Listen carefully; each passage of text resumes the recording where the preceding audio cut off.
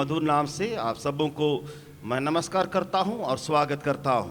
இன்னொரு விஷயமாக உங்கள் மத்தியில் நான் தேவ செய்தி அளிப்பதற்கு தேவன் தந்த வாய்ப்பிற்காக நன்றி செலுத்துகிறேன். और एक बार आपके बीच में परमेश्वर के वचन को बांटने के लिए जो मौका मुझे मिला है, परमेश्वर को मैं धन्यवाद देता हूं। ஹல்லேலூயா हालेलुया ஹல்லேலூயா. हालेलुया। ஒருவேளை இந்த இந்த வெயில் நாட்களில் நாம் இப்படி அமர்ந்து தேவனை ஆராதிப்பது ஒரு பெரிய சேலஞ்சிங்கான ஒரு காரியம்தான். ये चुनौती की बात है कि जरूर गर्मी, बढ़ती हुई गर्मी के मौसम में इस प्रकार आके आराधना करना आसान नहीं है। ஆனாலும் சிறிது நேரம் உங்களுடைய சிந்தையும் உங்களுடைய எண்ணங்களையும் ஒருமுகப்படுத்தி இங்கே கவனிக்க முடியாது உங்களை அன்போடு கேட்டுக்கொள்கிறேன். लेकिन कुछ समय मैं लूँगा आपके ध्यान को, आपके सारे मन को और यहाँ पर संदेश को वो लगाने के लिए मैं आपसे अनुरोध करता हूँ। ஹல்லேலூயா. हालेलुया। சத்தமாக சொல்லுவோம் ஹல்லேலூயா. और ऊंची आवाज से हालेलुया। ஹல்லேலூயா. தேவன் நம்மோடு பேசட்டும். परमेश्वर हमसे बर्ताव करने पाए। இன்றைக்கு நாம் தியானிக்க போகிற ஒரு முக்கியமான காரியம், आज हम ये खास बात के ऊपर जो अध्ययन करने पर है, தேவ ஆலயத்தின் திரைச்சீலையை குறித்ததான ஒரு காரியத்தை குறித்து நாம் தியானிக்க போகிறோம். परमेश्वर के भवन के जो पर्दा, उस पर्दा के बारे में हम अध्ययन करने पर है। வேத வசனங்களை அதிகமாக தியானிக்கிறவர்களுக்கு இதை குறித்ததான ஒரு ஞானம் இருக்கும் என்று சொல்லி நான் நினைக்கிறேன். और जो परमेश्वर के वचन को पुराना नियम से जो अध्ययन करके आए हुए हैं, जो मंदिर में जो भीतर जो पर्दा टांगा हुआ था, उस प्रकार की बातों से आप अवगत जरूर होंगे। தேவ ஆலயத்தில் ஒரு முக்கியமான ஒரு பங்கு வகித்த ஒரு பொருள் அந்த திரைச்சீலை. और परमेश्वर के भवन में एक ऐसा चीज जो रखी गई थी शुरू की कलीसियाओं में या भवन में, वो है कि भीतर में जो टांगा हुआ एक पर्दा, यानी कपड़ा के रूप में जो टांगा हुआ। நம்ம ஈஸியா அண்டர்ஸ்டாண்ட் பண்ணிக்கிறதுக்காக நான் ஸ்கிரீன்னு சொல்லிடுறேன். சரியா? ஸ்கிரீன். और इसलिए मैं थोड़ा सा समझने के लिए, आसानी से आजकल के भाषा में समझने के लिए मैं उसको इस प्रकार लेता हूँ कि स्क्रीन करके जो कहते हैं, स्क्रीन जो खुलता है बंद होता है, वैसे समझ लीजिए। அந்த திரைச்சீலையோட அளவு எப்படிப்பட்டதாக இருந்தது? 60 அடி உயரமும் 30 அடி அகலமும் உள்ள ஒரு திரைச்சீலையாக. ये जो स्क्रीन या पर्दा जो टांगा हुआ था, वो 60 फुट का लंबाई में और 30 फुट का चौड़ाई में पाया गया। நான் இங்கே சொல்லுகிற எல்லா காரியங்களையும் தெளிவாக கவனித்துக் கொள்ளுங்கள். இது எல்லாவற்றிலும் ஒரு அர்த்தம் உண்டு. मैं जो बातों को एक एक जो छोटी बड़ी बात को मैं कहता हूँ, आप नोट कर लीजिए, याद कर लीजिए, क्योंकि उसके बीच एक गहरी अर्थ है। அந்த திரைச்சீலையோட அகலம் இவ்வளவாக, அதாவது சொல்ல போனால் இந்த ஒரு கையளவு இருக்கும் என்று சொல்லி நிபுணர்கள் சொல்லுகிறார்கள். लोग कहते हैं वो जो पर्दा जो टांगा हुआ था, तो उसका जो चौड़ाई जो है इतना ही था करके लोग जो समझने वाले बोलते हैं। இத்தனை அழகாக இத்தனை அர்த்தமுடைய ஒரு காரியத்தை தேவன் அந்த தேவாலயத்தில் அனுமதிப்பதற்கு காரணம் என்ன? इतने बड़े सुंदर या ऐसे एक स्क्रीन या पर्दा, उसको परमेश्वर अपने भवन में रखने के लिए मकसद क्या है? ஒரு வசனத்தை வாசிப்போம். एक वचन को हम पढ़ लेंगे। யாத்திராகமம் 36ஆம் அதிகாரம் 35ஆம் வசனம். निर्गमन 36वां अध्याय 35वां वचन. நாம் புரிந்து கொள்வதற்காக இதை நாம் வாசிக்க போகிறோம். இளநீல நூலாலும் இரத்தாம்பர நூலாலும் சிவப்பு நூலாலும் திரித்த மெல்லிய பஞ்சு நூலாலும் செய்யப்பட்டதும் விசித்திர வேலையாகிய கேருபீன்கள் உள்ளதுமான ஒரு திரைச்சீலையை உண்டு பண்ணினார். निर्गमन 36 उसका 35 में पढ़ दे रहा हूं। फिर उसने नीले, बैंगनी और लाल रंग के कपड़े का और बटी हुई सुषम सनी वाले कपड़े का बीच वाला पर्दा बनाया। वह कढ़ाई के काम किए हुए करूबों के साथ बना। இப்படி ஒரு ஒரு ஒரு ஒரு அளவீடுகளோடு செய்யப்பட்ட அந்த ஸ்கிரீனை வந்து எப்படி சொல்லுவாங்கன்னா, அப்படி பின்னப்பட்டிருந்ததுன்னு சொல்லுவாங்க. அப்படி அழகா பின்னி இருந்தாங்கன்னு சொல்லுவாங்க. तो इसको किस प्रकार लोग कहते हैं कि एक सुंदर ढंग से और कलर भी वहां बताया गया है, और वो जो है अच्छे ढंग से जो सनी हुई थी, जो सनता रहता है, इसी प्रकार सनी हुई थी करके लोग कहते हैं। இதை செய்வதற்காக தேவன் ஒரு மனிதனை தேர்ந்தெடுக்கிறார்.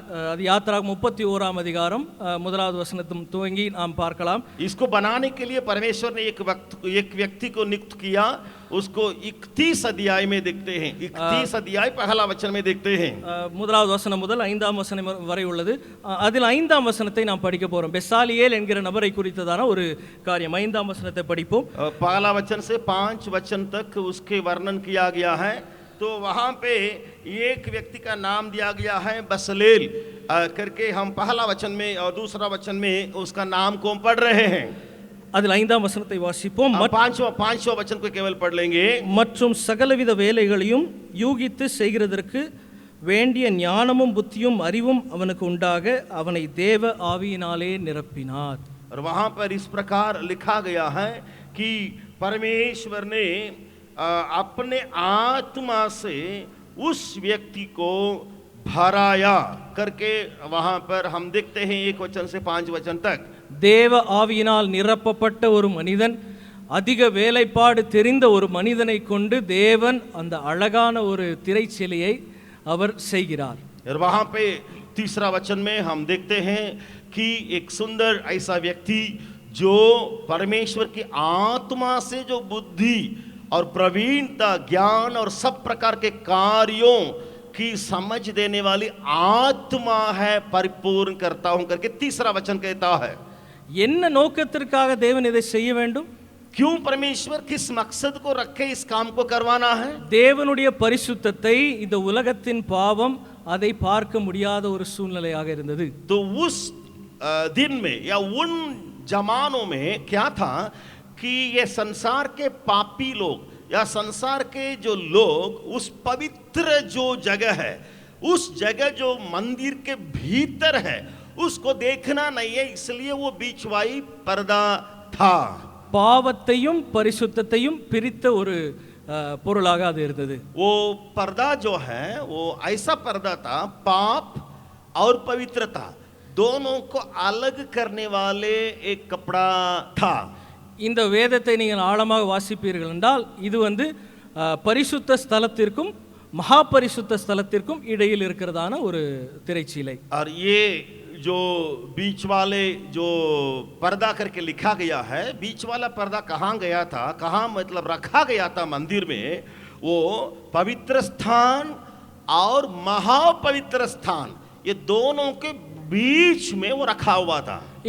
இந்த திரைச்சீலையை தாண்டி யார் மாத்திரம் செல்ல முடியும்? வேதத்தின்படி பிரதான ஆசாரியன் மாத்திரமே செல்ல முடியும். ये जो बीच वाले जो पर्दा है उसके अंदर घुसने वाले या उसके अंदर जाने वाले कौन रहता है? जो महायाजक कहला जाता है. उन दिनों में केवल महायाजक वहां जा सकता था. அது ரொம்ப ஈஸி கிடையாதுங்க.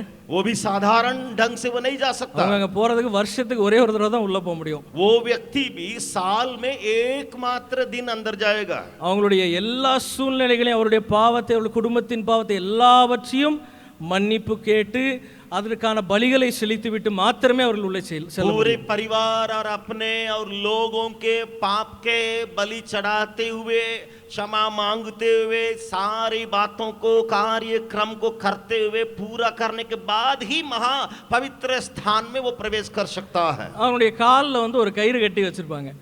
और वहां उसके काल प्रधान आचार्योட काल, उस महायाजक के पैरों में एक रस्सी बांधा हुआ रहता है. எதுக்கு தெரியுமா?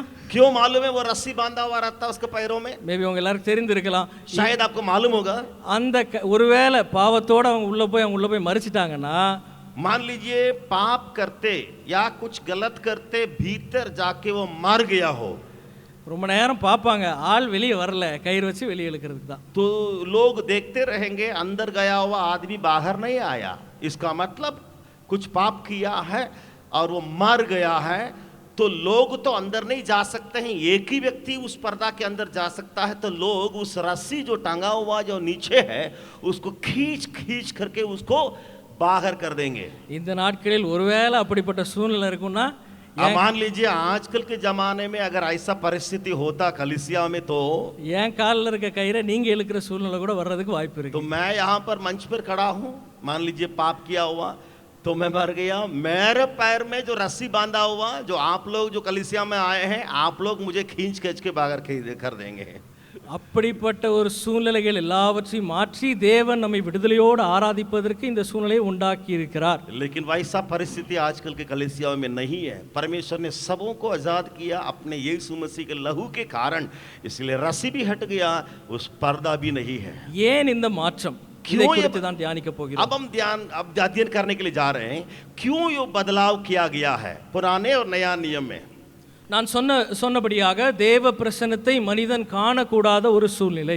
मैंने पहले कहा था, मंदिर में या भवन में भीतर परमेश्वर की उपस्थिति जो महापवित्र स्थान में रहती है, उसको पाप करने वाला मनुष्य नहीं देखना है, इसलिए पर्दा। பாவத்தோடு தேவனை தரிசிக்க முடியவே முடியாது. पाप को रखते परमेश्वर का दर्शन कर ही नहीं कर सकते। இந்த இந்த விஷயத்துக்கு நடுவுல இருக்கிறது என்னதுங்க? इन दोनों के बीच में क्या रखती है या क्या रहती है? இந்த திரைச்சீலை. ये बिछवाई में रहने वाला पर्दा। நீங்க புரிந்து கொள்வதற்காக நான் இவ்வளவு காரியங்களையும் நான் சொல்லுகிறேன். आपको समझने लायक मैं धीरे धीरे इन बातों को एक एक करके रखता हूं। That veil had special purpose. वो बीच वाला पर्दा के पीछे एक मकसद है, गहरा अर्थ है। It had a special design. और उसका एक बहुत बड़ा रंग रूप से वो बनाया गया है, डिजाइन से बनाया गया। ஆனால் இயேசு கிறிஸ்து தன்னுடைய சிலுவையின் மரணத்தின் போது ஒரு காரியத்தை அங்கே செய்கிறார். நம்ம அனைவரும் அறிந்ததே, மீண்டுமாக நம்ம அதை தானிக்க போகிறோம். लेकिन मैं एक गहरी सच्चाई को जो आप में से कई लोग जानते हैं उसको मैं बताने के लिए चाहता हूं।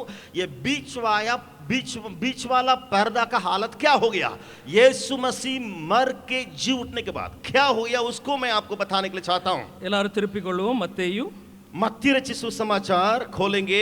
मत्ती 27ஆம் அதிகாரம் 27 50 மற்றும் 51ஆம் வசனம். 50वां और 51 वचन को पढ़ने जा रहे हैं। மத்தேயு 27 50 மற்றும் 51. இயேசு மறுபடியும் மகா சத்தமாய் கூப்பிட்டு ஆவியை விட்டார். அடுத்த வசனம் நன்றாக கவனியுங்கள். அப்பொழுது தேவாலயத்தின் திரைச்சீலை இரண்டாக கிழிந்தது. मत्ती 27 का 50 51 को मैं पढ़ दे रहा हूं। तब यीशु ने फिर बड़े शब्द से चिल्लाकर प्राण छोड़ दिए, और देखो मंदिर का पर्दा ऊपर से नीचे तक फटकर दो टुकड़े हो गया। हिंदी ट्रांसलेशनலயும் இங்கிலீஷ் ट्रांसलेशन ரொம்ப இன்னும் டீடைலா போட்டுருக்காங்க. हिंदी अनुवाद में और अंग्रेजी अनुवाद में बहुत साफ लिखा गया है। தமிழ்ல ரொம்ப சிம்பிளா போட்டுருக்கு, இரண்டாக கிழிந்ததுன்னு. तमिल में तो साधारण ढंग से लिखा है, वो दो टुकड़ा हो गया, बस फट गया, इतना ही तमिल में लिखा है। ஆனா ஹிந்தில எழுதப்பட்டிருக்கிற விதம் மேல் தொடங்கி கீழ் வரைக்கும் அது இரண்டாக கிழிந்தது. लेकिन हिंदी में शब्दों को देखिएगा, 51 वचन में देखिएगा, ऊपर से नीचे तक फटकर दो टुकड़ा हो गया। ஏங்க 60 அடி உயரம், 60 फुट का लंबाई है वो पर्दा, 60 फुट, 30 அடி அகலம், और 30 फुट का चौड़ाई है वो पर्दा। அந்த திரைச்சீலையோட அகலம் வந்து இவ்வளோ ஒரு கை அளவு.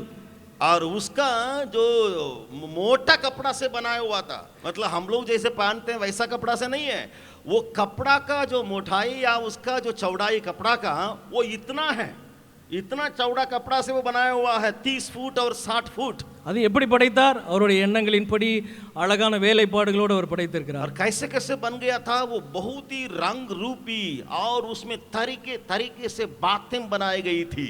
நொடி பொழுதில் அதை கிழித்தெடுத்ததற்கான நோக்கம் தான் என்ன? अब इतने सुंदर सा पर्दा जो मंदिर के भीतर रखा हुआ है, फटकर दो टुकड़ा होने का कारण क्या है? இன்னொரு வசனத்தை வாசிக்க போகிறோம். एक और वचन को भी पढ़ लेंगे। எபிரேயர் इब्रानियों की पत्री 10ஆம் அதிகாரம் 10 अध्याय 19 மற்றும் 20ஆம் வசனம். 19 और 20 वचन को हम पढ़ेंगे। எபிரேயர் 10 19 மற்றும் 20. ஆகையால் சகோதரரே, நாம் பரிசுத்த ஸ்தலத்தில் பிரவேசிப்பதற்கு இயேசுவானவர் தமது மாம்சமாகிய திரையின் வழியாய் புதிதும் ஜீவனுமான மார்க்கத்தை நமக்கு உண்டு பண்ணினபடியினால் அந்த மார்க்கத்தின் வழியாய் பிரவேசிப்பதற்கு அவருடைய இரத்தத்தினாலே நமக்கு தைரியம் உண்டாயிருக்கிறபடி. इब्रानियों 10वां अध्याय 19 और 20 को मैं पढ़ दे रहा हूं। इसलिए है भाइयों, जब हमें यीशु के लहू के द्वारा उस नए और जीवते मार्ग से पवित्र स्थान में प्रवेश करने का ख्याल हो गया, जो उसने पर्दे अर्थात अपने शरीर में से होकर हमारे लिए अभिषेक किया है। ஹalleluya. हालेलुया। பரிசுத்த ஸ்தலத்திலிருந்து மகா பரிசுத்த ஸ்தலத்திற்கு எல்லா ஜனங்களும் போவதற்காக அந்த திரைச்சீலையை கிழிக்கிறார். ये पर्दे क्यों दो टुकड़ा हो गया, क्यों रास्ता खुल गया? जो लोग पवित्र स्थान में हैं, सारे मनुष्य जाति, सारे लोग वे भीतर महापवित्र स्थल में प्रवेश कर सकते हैं। பாவத்திலிருந்து சுத்தம் பண்ணப்பட்ட ஒவ்வொரு மனிதனும் அவருடைய பிரசன்னத்தை காண்பதற்காக ஆண்டவர் அதை கிழிக்கிறார். जो पाप से या पाप से क्षमा पाया है, पाप से शुद्धता पाया है, जो भी व्यक्ति है वो भीतर जाकर के परमेश्वर की सम्मुख या उपस्थिति को छक सकता है। The old way was torn apart. ये पुराना तरीका गिरा दिया गया या फटा दिया गया To make a new way. ताकि एक नया तरीका या नया द्वार खुल जाए। அவருடைய சிலுவையின் பாடு அப்படிப்பட்ட ஒரு மாற்றத்தை இந்த உலகத்தில் கொண்டு வந்தது. यीशु मसीह का क्रूस की कहानी या मरने की बातें संसार में इतने महान कार्य को लोगों के बीच में ला दिया।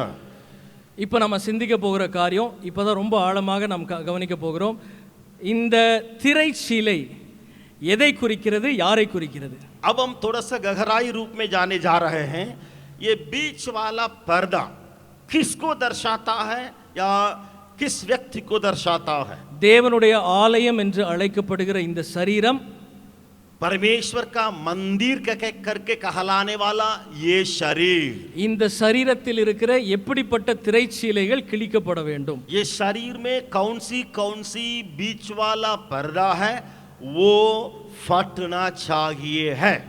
இது கிழிக்கப்படுமே ஆனால் பாவம் நிறைந்த இந்த உலகத்தில் உள்ள மனிதர்களும் தேவ பிரசன்னத்தை வந்து அடைய முடியும். ये शरीर में रहने वाले ये पाप में या ऐसा बीच वाला पर्दा जहां जहां है वो अगर फट जाएगा तो पाप दूर हो जाएगा, वो शरीर या मनुष्य उस परमेश्वर की उपस्थिति में प्रवेश कर जाएगा। எல்லாரும் சொல்லலாமா, இந்த திரைச்சீலை கிழிக்கப்பட வேண்டும்? இப்படி கை வச்சு சொல்லுங்க. இந்த सब कोई अपने शरीर पर ऐसे उंगली लगा दीजिएगा और कहिएगा, अपने शरीर पर ऐसे उंगली लगा दीजिएगा, कहिएगा ये बीच वाला पर्दा फटना चाहिए। ஹalleluya. हालेलुया। எப்படிப்பட்ட காரியங்களை ஆண்டவர் கிழிக்கப்படும்படியாக அவர் யோசிக்கிறார் என்கிறதை குறித்ததான காரியங்களை நாம் பார்க்க போகிறோம். आज संदेश ये रहेगा कौन से पर्दा है और फटना चाहिए हमारे शरीर में, ऐसा हम देखने जा रहे हैं। அந்த திரைச்சீலை உண்டாக்கின முறை ரொம்ப மேலானது. और आपको मालूम है, हमने देखा वो पर्दा जो बनाया गया तरीका बहुत बेहतरीन तरीका था। என்னை உண்டாக்கின முறையும் மேலானது. वैसे ही मेरे अंदर जो पर्दा मुझे अनोखा तरीका से उसने बनाया। அலங்கரித்த முறையும் மேலானது. और उसका जो श्रृंगार किया गया, वो श्रृंगार किया गया तरीका भी बेहतरीन है। இந்த சரீரத்தை ஆண்டவர் கிழித்த முறையும் மேலானது. वैसे ही ये पर्दा को परमेश्वर ने जो फाड़ा, वो तरीका भी अनोखा तरीका से इस शरीर को उसने फाड़ा। நம்முடைய தலை முதல் உள்ளங்கால் மட்டுமாக கிழிக்கப்பட வேண்டியது தேவனுடைய சித்தமாக இருக்கிறது. परमेश्वर की इच्छा ये है कि हमारे सर से और नीचे तक बातें फटना चाहिए। முதலாவதாக सबसे पहले the pride must be torn. हमारे अंदर का घमंड फट जाए। நம்முடைய பெருமை கிழிக்கப்பட வேண்டும். हमारे अंदर का अभिमान या घमंड वो फटना चाहिए। இரண்டு வகையான பெருமைகள் உண்டு. दो प्रकार का घमंड होता है। ஆவிக்குரிய பெருமையும் உண்டு, एक आत्मिक घमंड है, உலக பிரகாரமான பெருமையும் உண்டு. एक संसार का घमंड है। ஆவிக்குரிய பெருமையில் என்ன இருக்கும்? आत्मिक घमंड में क्या क्या होता है?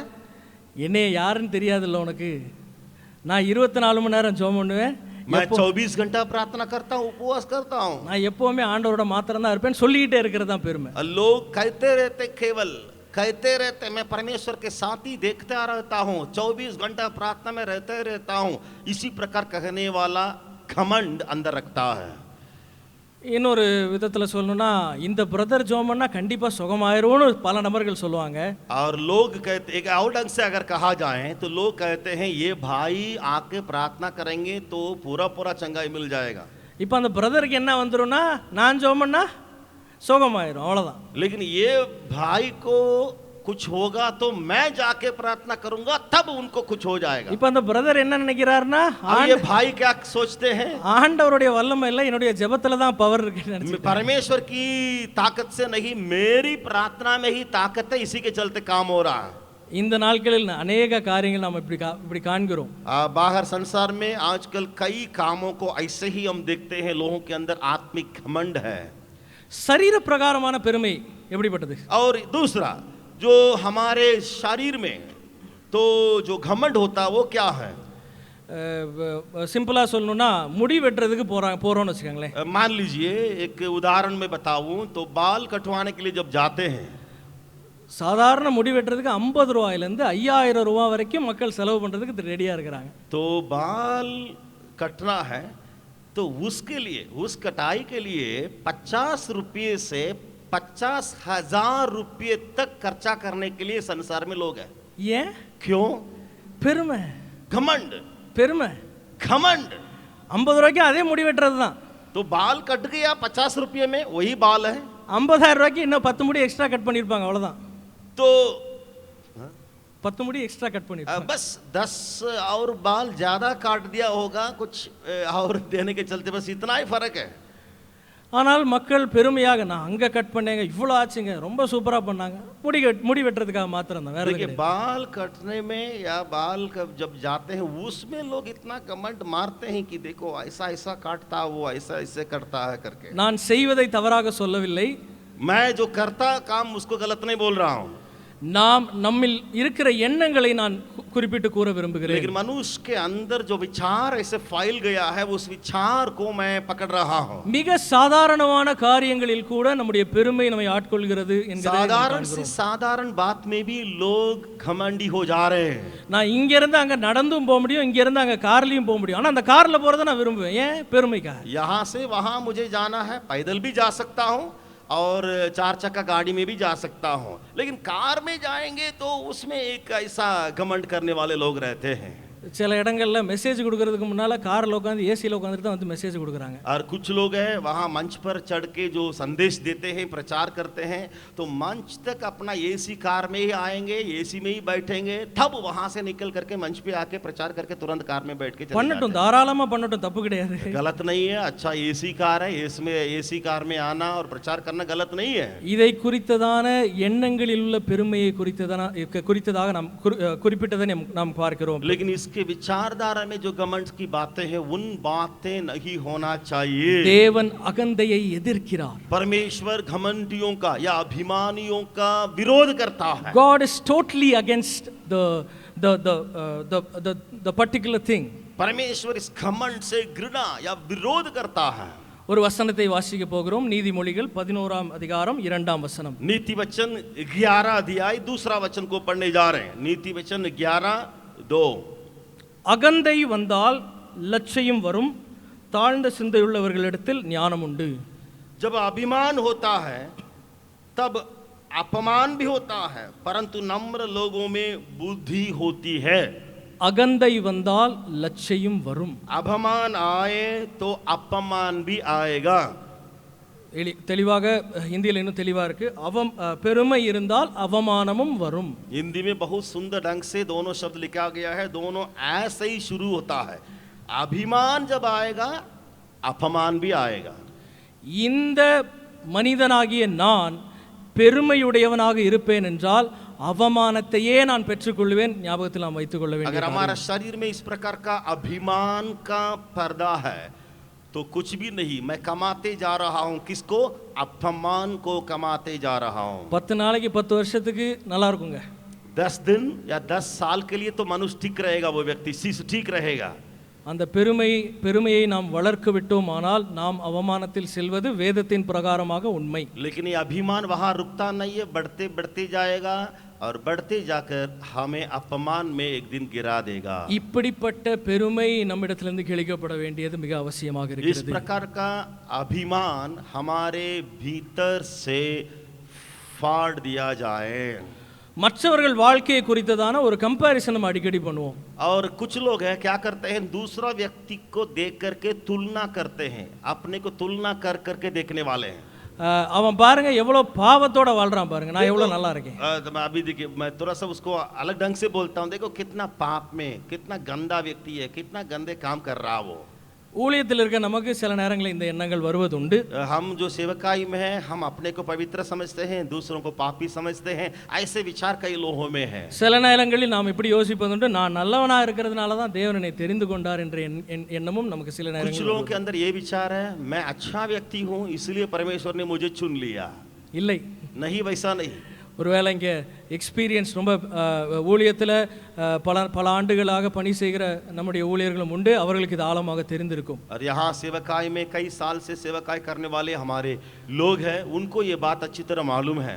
நம்முடைய வாழ்க்கை அல்ல, தேவனுடைய கிருபை மாத்திரமே நம்மை உயர்த்தி செல்ல முடியும். हमारे जीवन की क्षमताएं नहीं, परमेश्वर के अनुग्रह ही हमें बढ़ा बढ़ा करके ऊपर ले जाने वाला है। நாம் ஆராதித்தது போல அதிசயங்களை செய்கிற தேவன் நம்மோடு இருக்கிறார். ஆனால் அதிசயங்களை அவர் செய்வதற்கு நம்முடைய வாழ்க்கை கிழிக்கப்பட வேண்டியது அவசியமாக இருக்கிறது. जैसे हमने आराधना में देखा कि अद्भुत काम करने वाले परमेश्वर हमारे संग रहता है, लेकिन परमेश्वर का अद्भुत काम को हमारे जीवन में देखने के लिए हमारे कहीं कहीं कई बातें फाड़ दिया जाने की जरूरत है। ஹalleluya, हालेलुया, ஹalleluya, हालेलुया। கவனிக்கிறீங்களா? सुन रहे हैं? ஹalleluya. हालेलुया। இரண்டாவதாக, दूसरी बात, desires must be torn. हमारे भीतर की अभिलाषाएं वो भी फाड़ दिया जाए। நம்முடைய ஆசைகள் கிழிக்கப்பட வேண்டும். हमारे अंदर की जो अभिलाषाएं हैं वे भी फाड़ दिया जाए, फटे। தேவைகள் ஒவ்வொரு மனிதருடைய தேவைகளை குறித்து நாம் எண்ணுவது அதிகமாக உண்டு. जरूर तो लालसा या कुछ बातों को चाहना पसंद करना गलत नहीं है, अलग अलग लोगों से अलग अलग बातें होती है। நான் படிச்சதுக்கு அப்புறம் அடுத்து என்ன பண்ண போறேன், இந்த எண்ணங்கள் படிக்கிறவர்களுக்கு உண்டு. और मैं पढ़ाई करूंगा, इसके बाद यहाँ जाऊंगा वहां जाऊंगा, उस प्रकार का इच्छा लोग करते हैं पढ़ने वाले। நான் ஊழியத்தில் செல்லுகிற போது அடுத்து நான் என்ன செய்யணுன்ற எண்ணம் நமக்கு உண்டு. तो वैसे सेवकाई में आने के बाद या सेवकाई में मुझे और आगे कैसे करना है, ये विचार या इच्छा होती है।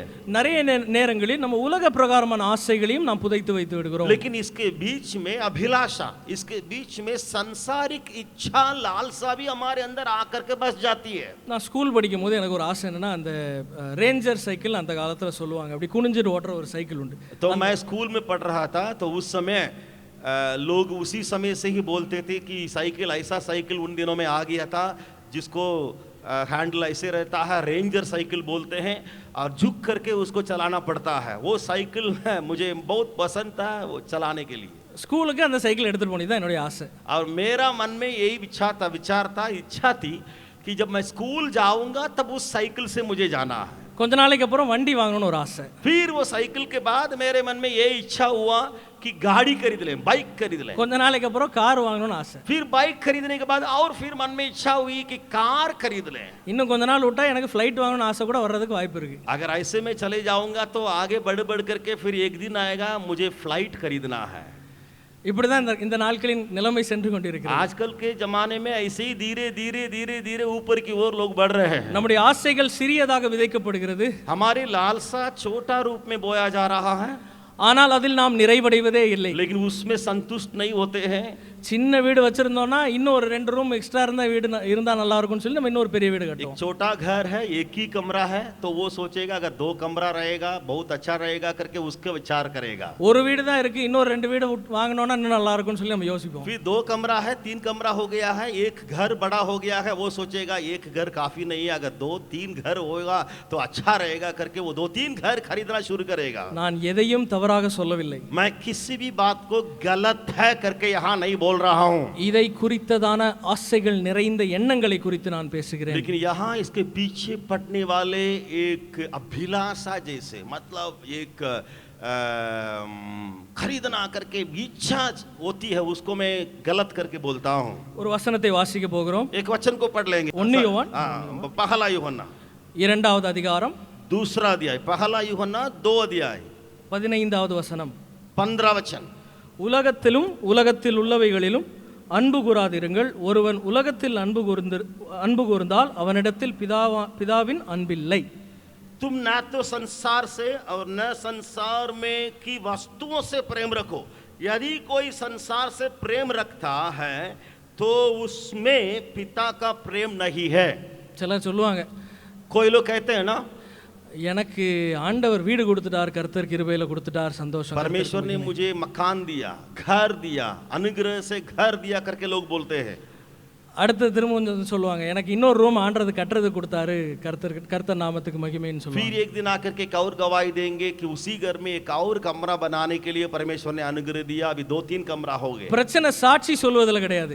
यहाँ समस्या गवाही देने में नहीं है, எதற்காக நாம் சொல்லுகிறோம், எதற்காக மற்றவர்களுக்கு அதை தெரியப்படுத்துகிறோம் என்கிறதிலும் இருக்கிறது. लेकिन ये गवाही किस लिए बोलते हैं, लोगों में किस बात को ये पैदा करती है, वो भी सोच करके बोलना पड़ेगा। நான் வளர்ந்த தேவாலயத்தில் ஒரு குடும்பம் உண்டு. मैं जहाँ पालन पोषण किया गया और वहाँ एक कलीसिया है, वहाँ उस कलीसिया में, उस भवन में एक परिवार रहता है। அதில் இருக்கிற அந்த தாயானவர் வாரம் வாரம் வந்து சாட்சி சொல்லுவது அவர்களுடைய வழக்கமாக இருந்தது. उस कलीसिया में जब मैं जाता हूँ, वहाँ एक उस कलीसिया के जो परिवार के बारे में मैं कह रहा था, उस परिवार से जो माता है, माँ है, वो आ करके प्रति इतवार गवाही देती है। அவர்கள் சொல்லுவதில் தவறில்லை, वो माँ गवाही देती रहती है प्रति इतवार, गलत तो नहीं है। ஆண்டவரை குறித்து ஆராதிப்பது, அவர் நமக்கு செய்த நன்மைகளை குறித்து சொல்வது மிக மேலான ஒரு காரியம். परमेश्वर ने भलाई किया और गवाही से बोलो, अच्छी बात है, आराधना करना अच्छी बात है। ஆனா அவங்க வீட்டுக்கு போனீங்கன்னா முதல் விஷயம் அவங்க எடுத்து காட்டுறது அவங்க வாங்கின அந்த பொருளை தான். लेकिन जब आप उसके घर में, जो माँ है, उन माँ के घर में जाएंगे तो तुरंत माँ क्या करती है, जो अभी खरीदी थी उस सामान को निकाल करके आपके सामने दिखा देती है। பாத்தீங்களா பிரதர், இத பத்தி தான் நான் சாட்சியில அன்னைக்கு சொல்லிட்டேன். देखिए, मैं यही सामान है, यही परमेश्वर ने दिया है, इसके बारे में ही मैं चर्च में खड़े होकर गवाही देती थी करके वो बोलती है। சிலர் சொல்லுவாங்க, பாத்தீங்களா பிரதர், இந்த நகையை தான் நான் எனக்கு ஆண்டவர் கொடுத்தாரு, நான் சர்ச்சில் சாட்சி சொல்லுவேன். लोग गहना के बारे में भी गवाही देते हैं, परमेश्वर ने ये गहना को दिया है करके, गहना को दिखा करके भी लोग ऐसे होने वाले रहते हैं। ஆசைகள் நிறைந்த உலகமாக நம்முடைய கிறிஸ்தவ சமுதாயம் இன்றும் இருக்கிறதை நாம் காண்கிறோம். आजकल लालसा अभिलाषा से भरा हुआ एक मसीह क्षेत्र, एक समुदाय को हम लोग देख रहे हैं। சில நேரங்களில் நம்முடைய வாழ்க்கை குறித்ததான வாஞ்சை அதிகமாக இருக்கும். कभी कभी हमारे अपने जीवन के बारे में कुछ इच्छाएं होती है, लालसा होती है। நான் காலேஜ் படிக்கிற நாட்கள்ல, जब मैं कॉलेज पढ़ना शुरू किया उन दिनों में என்னுடைய ப்ரொஃபசர்ஸ்ல ஒரு சிலர் வந்து இப்படி சொல்லுவாங்க, அதாவது हमें पढ़ाने वाले जो शिक्षक होते हैं, उन पढ़ाने वाले टीचर्स, उनमें से कोई एक जन ऐसे कहते हैं, ஜோஷுவாக்கு வந்து கண்டிப்பா வேலை கிடைச்சிரும், எப்படினாலும் அவனுக்கு வேலை கிடைச்சிரும் அப்படின்னுவாங்க. तो वो आकर के कहते हैं क्लास में, तो मेरा नाम जोशुआ है, तो वो आकर के टीचर आकर के कहते हैं जोशुआ है, उसको तो काम तो मिल ही जाएगा कहीं ना कहीं। எனக்கு அப்போ எனக்குள்ள ஒரு இதை பற்றி நான் கேள்விப்படும்போது எனக்குள்ள ஒரு சின்ன ஒரு ஆசை இருந்தது. तो वो टीचर जब बोलते हैं, मेरे अंदर एक इच्छा धीरे धीरे धीरे धीरे बढ़ना शुरू हुआ। நான் இவ்வளோ சம்பாதிப்பேன், तो मैं ऐसा कमाऊंगा, நான் இவ்வளோ பெரிய வீடு வச்சிருப்பேன், इतना बड़ा घर शायद मेरा हो जाएगा, ஒரு கண்ணாடி வச்ச வீட்டில் நான் உள்ள இருப்பேன், ये पूरा शीशे से अलंकार किया हुआ कमरा के अंदर में बैठूंगा। ஆனால் நடந்தது என்ன தெரியுமா? लेकिन वास्तव में क्या हुआ मालूम है? 6 மாசம் வேலை இல்லாம சும்மா வீட்டில் கிடந்தேன். पढ़ाई, कॉलेज पढ़ाई के बाद 6 महीना कोई काम नहीं, बेखाम मैं घूम रहा था। முயற்சிகள் நிறையா செஞ்சேன், बहुत प्रयास किया नौकरी काम के लिए, என்னைய தவிர என் கூட படிச்ச எல்லாருக்கும் வேலை கிடைச்சது. लेकिन मुझे छोड़ के मेरे क्लास में पढ़ने वाले सारे लड़कों को काम मिल गया। இது அந்த டீச்சரோட தப்பா? क्या वो टीचर ने बोला उसके गलती के चलते हुआ, என்னுடைய கூட படிச்சவர்களோட தப்பா, या मेरे साथ जितने लड़के थे उनकी गलती है? என்னுடைய எண்ணங்களில் ஏற்பட்ட அந்த ஆசைகள் என்னை மூழ்கடித்து விட்டது. मेरे विचार में जो हुआ था बदलाव, वो मुझे डुबा दिया।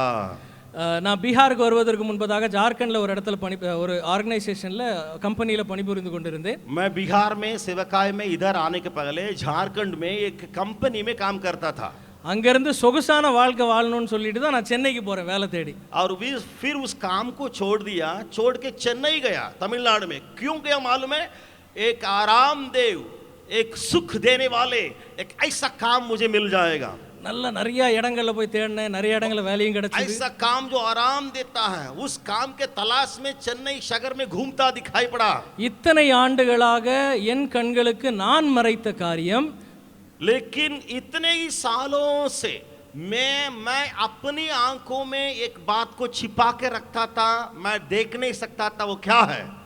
என்னுடைய ஆரம்ப நாட்களில் தேவனுக்கு நான் அர்ப்பணித்த அர்ப்பணிப்பை நான் மறந்தே விட்டேன். मैं शुरुआत के दिन में बहुत ही पहले, बहुत सालों के पहले परमेश्वर की सेवकाई के लिए या उसके काम के लिए मैंने अर्पण किया था, उसको भूल करके मैं काम दे रहा हूं.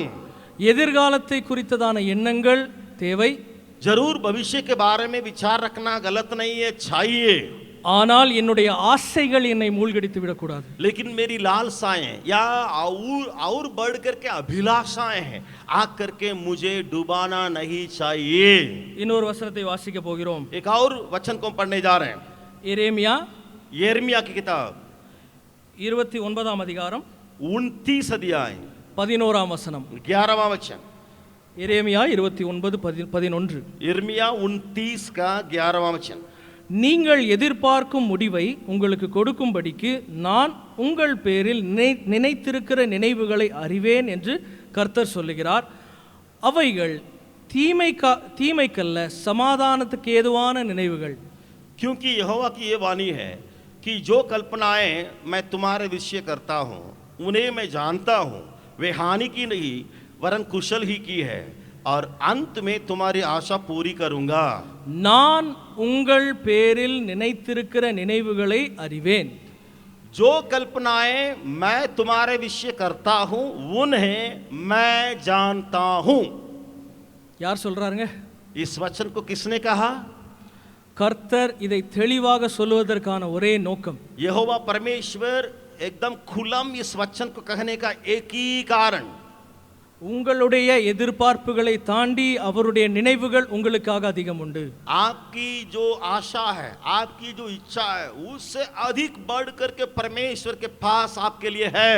மீண்டுமாக சொல்கிறேன், உங்களுடைய எதிர்பார்ப்புகளை தாண்டி உங்களை குறித்ததான நினைவுகள் அவருக்கு அதிகம் உண்டு. फिर से मैं कहने के लिए चाहता हूं, आप जिन जिन बातों को इंतजार करते हैं, आप रुकते हैं, उन बातों से बढ़ बढ़ करके परमेश्वर के वश में कई बातें आपके लिए है. தீமைக்கானவைகள் அல்ல, वे हानि के लिए नहीं, உங்களுக்கு சமாதானம் தரக்கூடிய வல்லமையுள்ள நினைவுகளை தேவன் நமக்காக வைத்திருக்கிறார். शांति के काम को लाने लायक, शांति के कार्य के जीवन में होने लायक परमेश्वर के वश में कई बातें रखी गई है. இங்க நிறைய சகோதர சகோதரிகள் அமர்ந்திருக்கிறீங்க.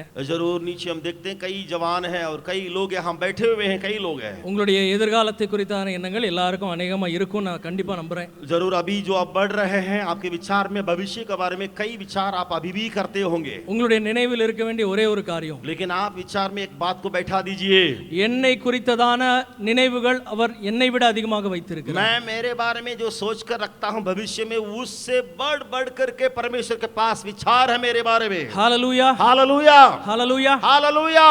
இதற்கு ஒண்ணே ஒன்று தான் செய்யணுங்க, என் நினைவுகள், என்னுடைய ஆசைகள், என்னுடைய வாஞ்சைகள் கிழிக்கப்பட வேண்டும். इसका आपको मुझको एक ही काम करना है कि मेरे विचार या मेरी लालसा, अभिलाषा फाड़ दिया जाए, फटना चाहिए. சொல்லுவோமா? நம்ம பார்த்த காரியம், सबसे पहले हमने क्या देखा? என்னுடைய பெருமை கிழிக்கப்பட வேண்டும். मेरे अंदर का घमंड फटना है. இரண்டாவதா நாம் பார்த்த காரியம், दूसरा हमने देखा क्या है? என்னுடைய ஆசைகள், வாஞ்சைகள் கிழிக்கப்பட வேண்டும். मेरे अंदर का लालच या मेरे अंदर की अभिलाषा वो फटना चाहिए. மூன்றாவதாக, तीसरी बात, என்னுடைய ஊழியம் கிழிக்கப்பட வேண்டியதும் அவசியமாக இருக்கு. मेरी सेवकाई भी फाड़ दिया जाए, मेरी अपनी. தேவனுக்கு அர்ப்பணத்தோடு நாம் ஒருவேளை நிறைய இடங்கள்ல இருந்து நீங்க கடந்து வந்திருக்கலாம். परमेश्वर के लिए अर्पण करते करते आप कई सेवकाई में या कई काम करते यहाँ तक आए होंगे. எத்தனையோ வாய்ப்புகள் உங்களுக்கு வெளியே வேலை செய்யறதுக்கோ இல்லை மற்ற காரியங்களை செய்வதற்கோ கிடைத்திருக்கலாம். तो कई काम मिला होगा आपको, कुछ लोगों को नौकरी मिली होगी, लेकिन उनको छोड़ करके परमेश्वर का रास्ता को कई लोग धरे हैं. தேவன் அழைத்தவர், அதை நீங்க உறுதியாக கொண்டு நீங்க வந்திருக்கலாம். परमेश्वर ने आपको बुलाया, उसको आप थामे हैं, इसलिए परमेश्वर के रास्ता में आप चल रहे हैं, अच्छा है. நம்மில் சிலர், लेकिन हम में से कुछ लोग அநேக ஆண்டுகளாக தேவனுடைய ஊழியத்திலும் இருக்கலாம். कई लोग हम में से या कुछ लोग कई सालों से इस सेवकाई में चल रहे हैं। அவருடைய அழைப்பு உண்மையானது, बुलाहट में कोई शक नहीं, वो भी सच्चा है। நம்முடைய அர்ப்பணிப்பும் उண்மையானது, तो हमारी अर्पणता जो सेवकाई के लिए आ गए हैं उसमें भी गलती नहीं है, वो भी सच्चा है। அவருடைய பாதை உண்மையானது, और उसका जो मार्ग हमारे लिए रखा गया उसमें भी कोई शक नहीं है। ஆனா சில நேரங்களில் लेकिन कभी कभी அவருடைய பாதையை விட்டு நம்ம பாதையை நம்ம சூஸ் பண்ணிட்டு இருப்போம். उसके रास्ता को छोड़कर, परमेश्वर के मार्ग को छोड़कर अपने लिए एक रास्ता को हम ले लिए होंगे। ஊழிய பாதையிலும் இப்படிப்பட்ட சூழ்நிலைகளை நாம் காண்பது உண்டு. सेवकाई में भी हम हमारे लिए एक सेवकाई, हमारे लिए एक ऐसे रास्ता को खोल दिए होंगे। எப்படிப்பட்ட எண்ணங்கள் இருக்கும்? कैसे कैसे विचार होगा उसमें? நான் ரொம்ப அர்ப்பணிச்சு வந்திருக்கேங்க, நான் எல்லாத்தையும் தியாகம் பண்ணிட்டு வந்திருக்கிறேன், मैं सब कुछ त्याग करके छोड़ करके मैं यहाँ आ गया हूँ अर्पणता के साथ। என் படிப்பெல்லாம் நான் மறந்துட்டேங்க, मैं पढ़ाई सबको भूल के यहाँ आया हूँ, பணத்தை மறந்துட்டேங்க, मेरे पैसा जो था वो पहले वो सब मैं भूल गया। பாருங்க என் குடும்பம் இருக்கு, எனக்கு சொத்து இருக்கு, எல்லாத்தையும் நான் விட்டுட்டு வந்துட்டேன். मेरे पीछे मेरे माँ बाप, उनके संपत्ति और घर ये सब था, लेकिन उनको छोड़ करके देखिए मैं यहाँ अभी सेवकाई में हूँ। அநேக நேரங்களில் நம்முடைய தியாகங்களை குறித்து நாம் அதிகம் பேசுவது உண்டு. कई बार हमने जो त्याग किया, हमने जो छोड़ा, इन बातों के चलते हमारे अंदर बड़ा विचार उठने का संभावना है। இப்படிப்பட்ட எண்ணங்கள் நம்மிலிருந்து கிழிக்கப்பட வேண்டும். ऐसे ऐसे विचार हमारे जीवन से फाड़ दिया जाए। ஹalleluya, हालेलुया, ஹalleluya. हालेलुया। நம்முடைய ஊழியத்தில் ஆண்டவர் நம்மை பயன்படுத்துகிற விதங்களை குறித்தும் நமக்கு ஒரு பெருமை உண்டு, ஒரு எண்ணங்கள் உண்டு. कभी कभी सेवकाई में परमेश्वर जो हमें इस्तेमाल करता है, उन तरीका उन बातों को लेकर के हम कमेंट कर लेते हैं। ஒரு சில நேரங்களில் சில சகோதரர்கள் சொல்லுவதை நான் கேட்டிருக்கிறேன். कोई भाई लोग ऐसे बोलते हुए मैंने सुना हूँ, कभी कभी कोई भाई बोलते मैं सुना हूँ। நான் வந்து மெசேஜ் கொடுத்துட்டு வந்த உடனே எனக்கு ஒரு பெருமை இருக்கும் பிரதர், அது ஏன்னு தெரியல அப்படின்னு சொல்லுவாங்க. तो वो भाई कहते हैं जब मैं प्रचार करके लौटता हूँ तो मेरे अंदर एक प्रकार का घमंड हो जाता है, मालूम नहीं क्यों करके वो भाई कहते हैं। நிறைய நேரங்களில் நாம் செய்கிற பணிகளை குறித்ததான ஒரு சின்ன ஒரு பெருமை இருக்கும், நம்ம ஊழியங்களை குறித்தான ஒரு பெருமை இருக்கும். कभी कभी हम लोग जो काम करते हैं या सेवा करते हैं उसके चलते कुछ कुछ घमंड हमारे अंदर हो जाता है, हो सकता है। எனக்கு கீழே இத்தனை பேர் வேலை செய்றாங்க, मेरे हाथ के नीचे इतने सारे लोग काम करते हैं, நான் இத்தனை ரெஸ்பான்சிபிலிட்டிஸ் எனக்கு வச்சிருக்கிறேன், मेरी जिम्मेवारियां इतनी सारी है, எனக்கு இத்தனை பேர் என் மேல நல்ல பேர் வச்சிருக்காங்க, और मेरा नाम को लेने वाले कई लोग मेरे पास आने वाले हैं। நான் இந்த காரியங்களிலிருந்து கற்றுக்கொண்ட ஒரு முக்கியமான காரியத்தை உங்களுக்கு சொல்ல விரும்புகிறேன். मैं इस घटनाओं से मैंने जो सीखा हूं उसको आपके सामने पेश करूंगा। ஆண்டவர் எதிர்பார்ப்பது நம்மை வெறுமையாக்கி தாழ்த்த வேண்டும் என்பது. परमेश्वर हमसे ये चाहता है कि हम अपने को शून्य यानी खाली कर दे। Your talent is not needed. आपके खूबी परमेश्वर के लिए जरूरत नहीं। Your ministry is not needed. आपके अंदर की जो बातें हैं वो उसके लिए जरूरत नहीं है। அவருடைய ஊழியம் என் மூலமாக செய்யப்பட வேண்டும். उसकी सेवकाई मेरे पास जो कुछ भी नहीं है मेरे द्वारा किया जाए। அவர் எனக்கு தந்த திறமைகள் என் மூலமாக வெளிப்பட வேண்டும். उसकी खूबियां या उसने जो बातों को मेरे अंदर डाला उसके द्वारा सेवकाई हो जाए। என்னைக்கு நான் என்னுடைய எண்ணத்தினால தான் அந்த ஊழியம் நடக்குதுன்னு சொல்லி நினைக்கிறேனோ அன்னைக்கே நான் விழுந்துட்டேன்னு அர்த்தங்க. जब मैंने सोचा या मैं सोचता हूं कि मेरे अंदर की बातों के चलते सेवकाई हो रही है, तब समझिए मैं उसी दिन गिर गया। நான் கற்றுக்கொண்ட ஒரு காரியம் இது. मैंने इस बात को या सबक को सीखा हूं। எனக்குள்ள இருக்கிறதான இப்படிப்பட்ட எண்ணங்களை கிழித்தெறியப்பட வேண்டும். मेरे अंदर का ऐसे ऐसे विचार फटना जरूरत है। ஊழியங்கள் இந்த நாட்களில் நிறைய தடையாக இருப்பதற்கு இது ஒரு முக்கியமான ஒரு காரணம். आजकल के सेवकाई के बाधा या रोक ऐसी ऐसी बातें भी है। அங்க உட்கார்ந்திருக்கும் போது நமக்கு சில நேரங்கள் தோணும், அவர் என்ன ஆராதனை எடுக்கிறாரு? तब बैठे हुए हम लोग जो हैं बोलते होंगे, सोचते होंगे जो आराधना चला रहे हैं, कैसे आराधना चला அவர் रहे हैं, என்ன மெசேஜ் கொடுக்கிறாரு? क्या संदेश दे रहे हैं।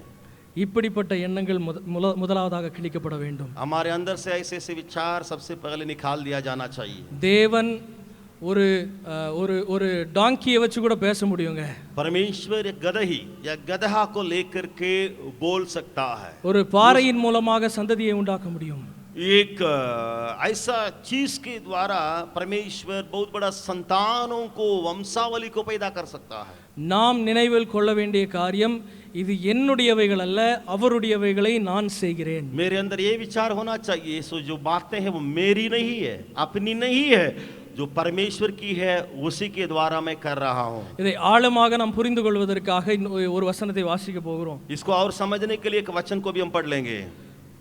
பிலிப்பியர் 2ஆம் அதிகாரம், फिलिपियों की पत्री 2 अध्याय. இயேசு கிறிஸ்து எப்படிப்பட்ட ஒரு அர்ப்பணிப்புள்ள ஒரு காரியத்தை செய்தார், அவருடைய ஊழிய வாழ்க்கையில் அவர் என்ன செய்தார் என்கிறதை குறித்ததான ஒரு காரியம். यीशु मसीह की अर्पणता भरी सेवकाई और उसकी सेवकाई में उसने क्या किया उन बातों को दिखाने वाले ये वचन है.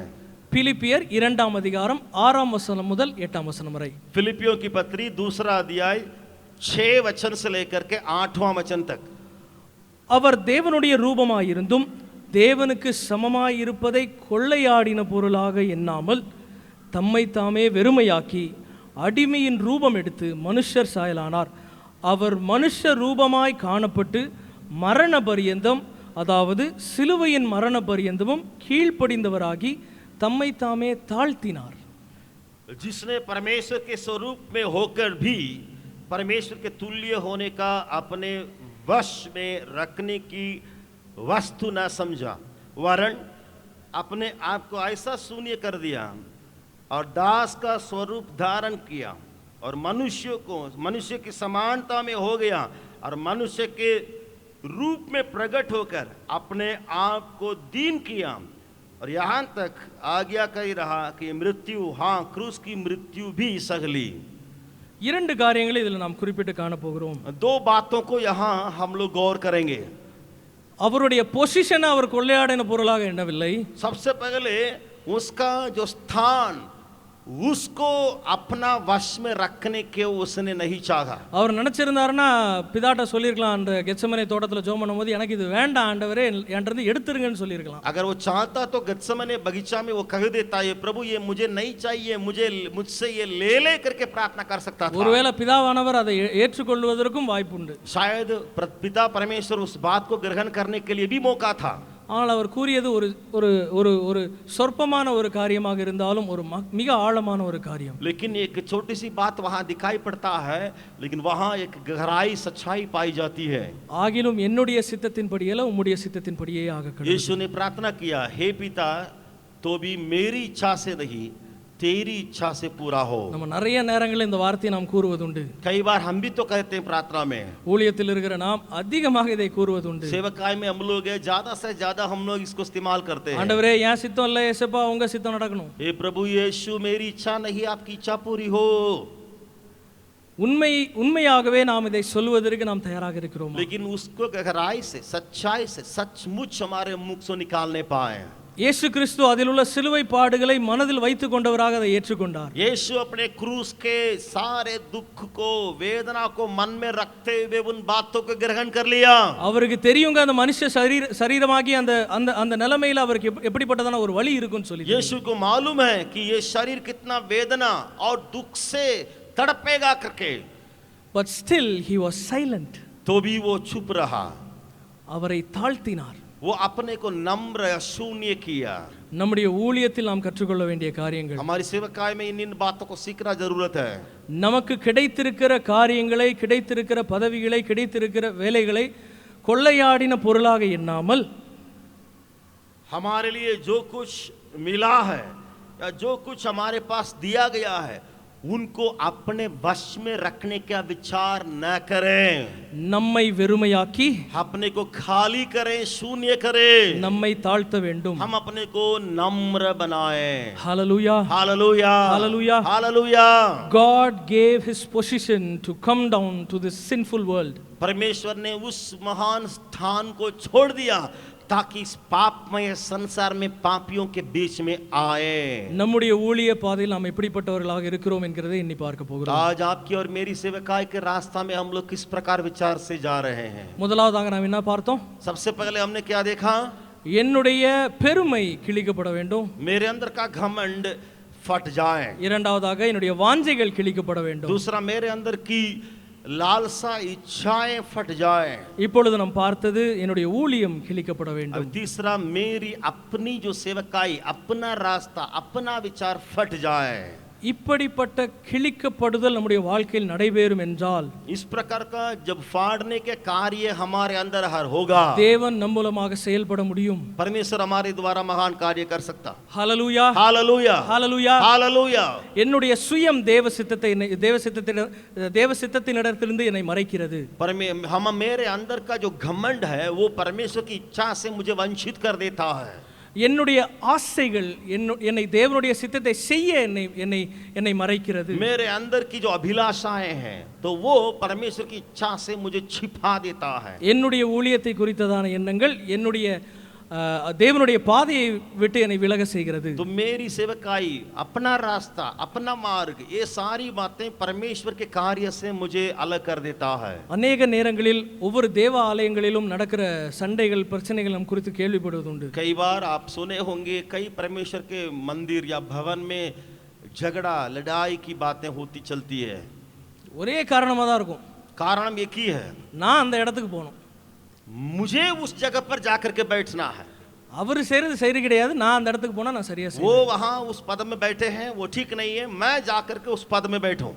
எத்தனையோ சபைகள் எத்தனையோ ஊழியங்கள் உடைந்திருக்கிறது நம்ம कई காண்கிறோம். सेवकाई, कई कलीसियां, कई परमेश्वर का भवन इसके चलते तितर बितर हो गए। தேவன் நம்மிடத்தில் எதிர்பார்ப்பது ஒரு ஒரு ஒரு ஒரு சாதாரணமான ஒரு காரியம். परमेश्वर हमसे एक साधारण सी बात को इंतजार करता है। அந்த திரைச்சீலை கிழிக்கப்பட்டது போல நாமும் கிழிக்கப்பட வேண்டியது தேவ சித்தமாக இருக்கிறது. जिस प्रकार उस बीच वाला पर्दा फट गया, वैसे ही हमारे अंदर की कई बातें फटना जरूरत है। அவருடைய சிலுவையின் பாடுகள் நம்மை கிழிப்பதற்காக, उसके क्रूस के दुख उठाने की बातें हमें फाड़ने के लिए ही है। நான் அழகுபடுத்தப்பட்டது ரொம்ப நிச்சயம் தாங்க. நான் ரொம்ப அழகா படைக்கப்பட்டிருக்கிறேன். ये बात तो सुंदर है देखने में और सुनने में कि मैं सुंदर तरीका से बनाया गया हूं। சங்கீதம் 139 இப்படிப்பட்டதாக வசனம் இருக்கிறது. 139 भजन संगीता में आपके बनावट के बारे में वचन है। பிரமிக்கத்தக்க அதிசயமாய் என்னை படைத்திருக்கிறார். आश्चर्यजनक रूप से परमेश्वर ने मुझे बनाया है। என்னை விலையுயர்ந்த ஒரு மனிதனாக இந்த உலகத்தில் படைத்து एक வைத்திருக்கிறார். बहुमूल्य वस्तु के रूप में परमेश्वर ने मनुष्य को बनाया है करके वचन लिखा। ஊருக்கு போயிருக்கும் போது எங்களுடைய ஒரு உறவினர் வீட்டில் ஒரு நாய்க்குட்டி பார்த்தேன். मैं जब घर गया था, साउथ में तमिलनाडु में गया था, तो मेरे रिश्तेदार के घर में एक कुत्ता को देखा। அந்த நாய்க்கு ரொம்ப அருமையான சாப்பாடு போடுறாங்க. டெய்லி நான்வெஜ் தான். और उस कुत्ता को अच्छा भोजन खिलाते हैं, रोज नॉन वेज खिलाते हैं। அந்த நாய் நல்லா கொழுத்து அழகா இருந்தது பார்க்க. वो कुत्ता मोटा सा था, बहुत देखने में सुंदर था। டெய்லி குளிக்க வைக்கிறாங்க, नहलवाते हैं उसको रोज। அழகா ஒரு செயின் போட்டிருந்தாங்க கழுத்துல. और उसका गर्दन में एक ऐसा बहुत बड़ा हार ऐसे टांगा हुआ சில है। நேரம் நம்ம கூட அப்படிப்பட்ட சங்கிலி போட்டிருக்க तो மாட்டோம். ऐसा चेन कोई स्त्री लोग भी नहीं पहनती है, वैसा चेन जो है उस कुत्ता के गर्दन में टांगा हुआ था। ஆனா அந்த வீட்டில் அந்த நாய்க்கு லிமிட் வந்து அந்த வீட்டு வாசல் வரைக்கும் தான். लेकिन जब वो कुत्ता निकलता है, कहां तक निकलेगा, कहां तक भागेगा, उस घर के द्वार तक रहेगा बस। அந்த செயின் எதுக்கு பிறகு? फिर वो चेन किस लिए? அந்த சாப்பாடுலாம் எதுக்கு? वो भोजन जो तगड़ा भोजन दिया गया है किस लिए? Everything God has given to us has a limit. परमेश्वर ने आपके पास जो कुछ देते रहता है उसको काम में लाना जरूरी है। நம்முடைய வாழ்க்கை விலை உயர்ந்தது என்று எண்ணுகிறோமானால், अगर आप समझते हैं आपके जीवन बहुमूल्य है उसके सम्मुख में, तो அந்த திரைச்சீலை கிழிக்கப்பட வேண்டும். आपके अंदर का ऐसी बीचवा का पर्दा फटना चाहिए। தேவன் தம்முடைய சாயலில் நம்மை படைத்திருக்கிறார். परमेश्वर ने अपने स्वरूप में हमें बनाया।